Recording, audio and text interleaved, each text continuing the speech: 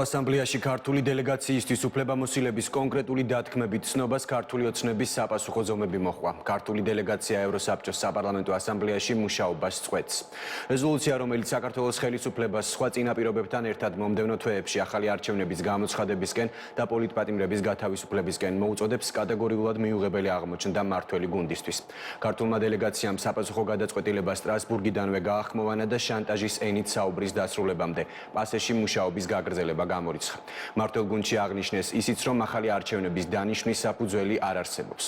ოპოზიცია კი, რომელიც ასამბლეის მხარდაჭერილ რეზოლუციას სამოქალაქო აქტივისტებისა და პირად გამარჯვება დაცხადებს, ასამბლეის შემდეგ ახალი არჩევნების დანიშვნის მიზნით საერთაშორისო ასპარეზზე მუშაობის კიდევ უფრო გააქტიურებას აანონსებს.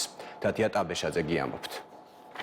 ეს არ არის სწორი მიდგომა, ეს არის საბჭოური მიდგომები. ასე აფასებს საქართველოს პრემიერ-მინისტრი სტრასბურგში მიღებულ იმ რეზოლუციას, რომლის შემდეგაც ევროპის საბჭოს საპარლამენტო ასამბლეაში საქართველოს დელეგაცია საქმიანობას წყვეტს. დელეგაციის გადაწყვეტილებას საფუძვლად დაედო რეზოლუცია, სადაც გაკრიტიკებულია საქართველოს ხელისუფლების ბოლოდროინდელი პოლიტიკა და დემოკრატიის ხარისხი. დოკუმენტში ჯამში გაწერილია 14 პუნქტი, რომლის გამოსასწორებლად ევროსტრუქტურამ ხელისუფლებას ვადა აპრილამდე მისცა. სხვა შემთხვევაში კი საგაზაფხულო სესიაზე მისი უფლებამოსილების გადახედვა დაანონსა. 14 პუნქტიანი დოკუმენტიდან პრინციპულად მიუღებელი და შეურაცხმყოფელი აღმოჩნდა ჩანაწერები ქვეყანაში პოლიტპატიმრების არსებობაზე და ახალი არჩევნების ჩატარების შესახებ, რაც დელეგაციის ხელმძღვანელის თეა წულუკიანის განცხადებით უსამართლობაა და არანაირი მტკიცებულება არჩევნების გაყალბების შესახებ არ არსებობს. კატეგორიულად მიუღებელია ის პირველი დათქმა, რომელიც ცილდება ამ ასამბლეის კომპეტენციას, ხელყოფს ჩვენი ქვეყნის სუვერენიტეტს და უგულებელყოფს 1,120,000-ზე მეტი ამომრჩევლის ნებასა და ფაქტებს. ჩვენი მხრიდან ამ დათქმის მიღება ჩვენი ამომრჩევლისა და შესაბამისად ჩვენი საზოგადოების დიდი უმრავლესობის ღალატის ტოლფასი იქნებოდა. ქართული ოცნების გუნდის საერთო გადაწყვეტილებით, მიუხედავად იმისა, რომ ჩვენი უფლებამოსილება არის დამტკიცებული, წყვეტთ მუშაობას საპარლამენტო ასამბლეაში. ჩვენ ვართ აბსოლუტურად ღია თანამშრომლობისთვის ყველასთან, მაგრამ ხედავთ, რომ ყოველთვის მეორე მხარე კონკრეტული მხარე იღებს ხოლმე ისეთ გადაწყვეტილებებს, რომელიც არის მიმართული იზოლაციისკენ. ევროსაბჭოს საპარლამენტო ასამბლეა წლიდან წლამდე კარგავდა საკუთარ დატვირთვას, საკუთარ ფუნქციას, ამას აკეთებდა საკუთარი ხელით და გულშემატკივარი გადაწყვეტილებაც არის ამის გაგრძელება. დღეისათვის სამწუხაროდ პასე ევროსაბჭოს საპარლამენტო ასამბლეა არის ევროპარლამენტზე ბევრად უფრო სუსტი სტრუქტურაც კი. ასეთ პირობებში ჩვენთვის რაიმე განსაკუთრებული დანაკლისი ვერ იქნება პასეს მუშაობაში არ მონაწილეობა.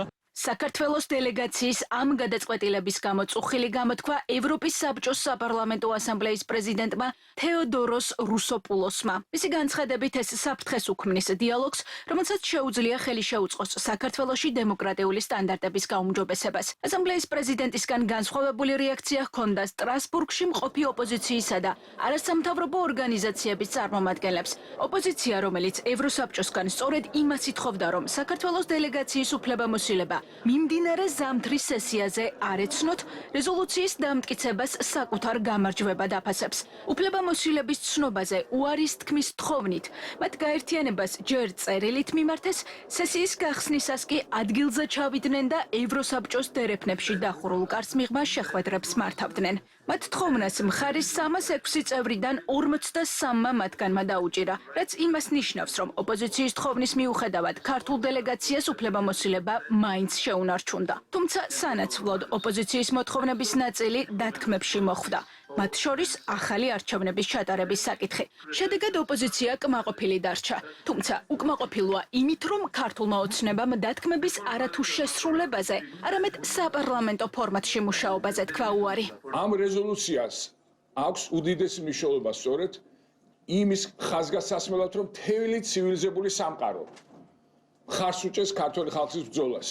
და ეს რეზოლუცია იქნა ერთხმად მიღებული და იმის ნაცვლად, რომ ქართულ ოცნებას გაეთვალისწინებინა ეს უმნიშვნელოვანესი გადაწყვეტილება, რომელიც მიიღო ევროსაბჭოს საპარლამენტო ასამბლეა, ქართულ ოცნების დელეგაციამ განაცხადა, რომ მონაწილეობას არ მიიღებს საპარლამენტო ასამბლეის მუშაობაში. სიმბოლურია, რომ ისიც იანვარში იყო ზურა ჟვანიას ცნობილი ფრაზა მე ვარ ქართველი, მას შესაძლოა მე ვარ ევროპელი, როდესაც ევროპის საბჭოს წევრი გახდა საქართველო და 26 წლის თავზე ქართველი ხალხისთვის დაუკითხავად ივანიშვილის ეგრეთ წოდებული ხელისუფლება.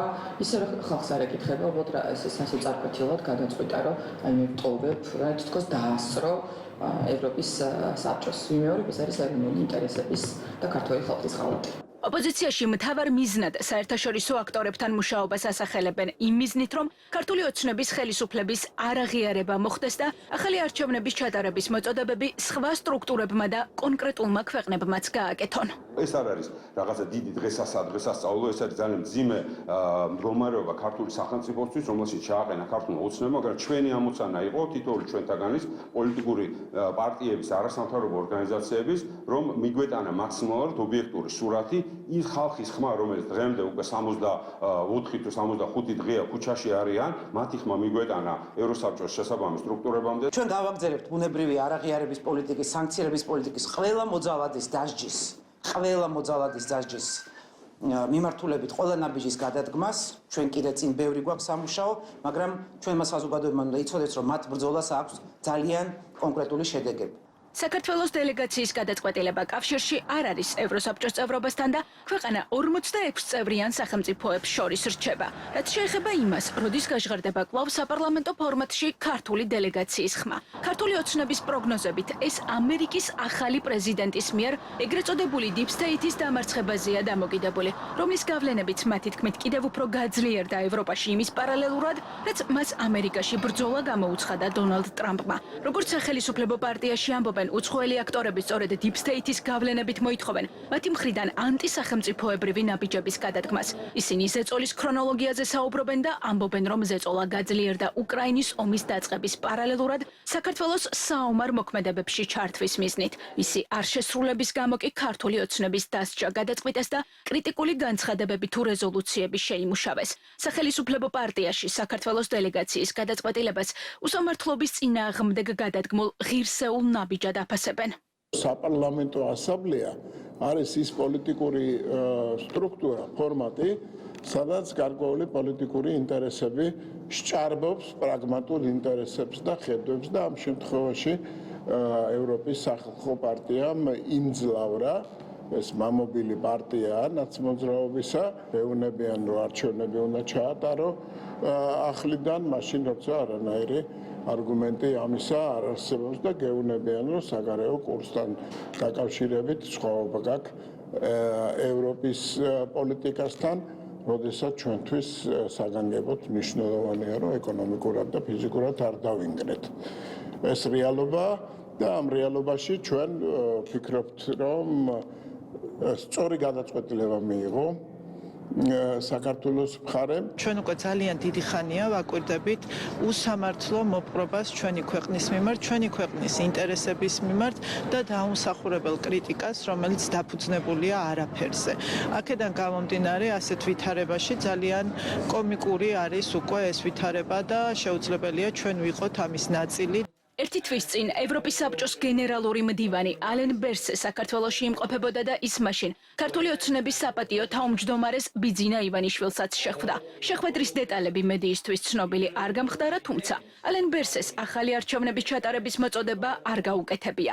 ისაუბრა გამჭვირვალობის რეზონანსულ კანონზე და ზოგადად ქვეყანაში შექმნილ ვითარებაზე, რომლის გამოსავლად მხარეებს შორის დიალოგი დაასახელა. ძალიან კარგი ურთიერთობა გვაქვს ბატონ ბერსესთან, ალენ ბერსესთან, რომელიც მოგეხსენება ჩამობრძანებული იყო ცოტა ხნის წინ და ძალიან კონსტრუქციული შეხვედრები ჰქონდა მასთან და ის საკითხიც, რომელიც ამ განხილვებშიც მონაწილეობდა, ისევ ეს გამჭვირვალობის კანონთან დაკავშირებული თემა, ჩვენ შეთანხმებულები ვართ ბატონ ბერსესთან, რომ შეიქმნება სამუშაო ჯგუფები და ვიმსჯელებთ უკვე თუ რა ნაწილში არ შეესაბამება მათი გადმოსახედიდან ეს კანონი ევროპულ ღირებულებებს და რა თქმა უნდა თუ ისინი დაგვისაბუთებენ, ჩვენ მზად ვართ, რომ ამ კანონში რაღაცა ცვლილებების შეტანა მოვახდინოთ. ევროსაბჭო არის გაერთიანება, რომელიც ადამიანის უფლებების უფლებებისა და დემოკრატიის გასაძლიერებლად მთელ კონტინენტზე და მის ფარგლებს გარეთ მუშაობს. საქართველო მისი სრულუფლებიანი წევრია 1999 წლიდან. ის ევროკავშირისგან სრულიად დამოუკიდებელი და განსხვავებული ორგანიზაციაა, თუმცა ორივე მჭიდროდ თანამშრომლობს ერთმანეთთან. ქართულ ოცნებაში ამბობენ, რომ საქართველოს დელეგაციის მიერ საპარლამენტო ასამბლეის ფორმატში მუშაობის შეჩერება გავლენას ვერ მოახდენს ევროინტეგრაციაზე და დაპირებისამებრ მოლაპარაკების გახსნისთვის ხელისუფლება 2028 წლისთვის მზად იქნება.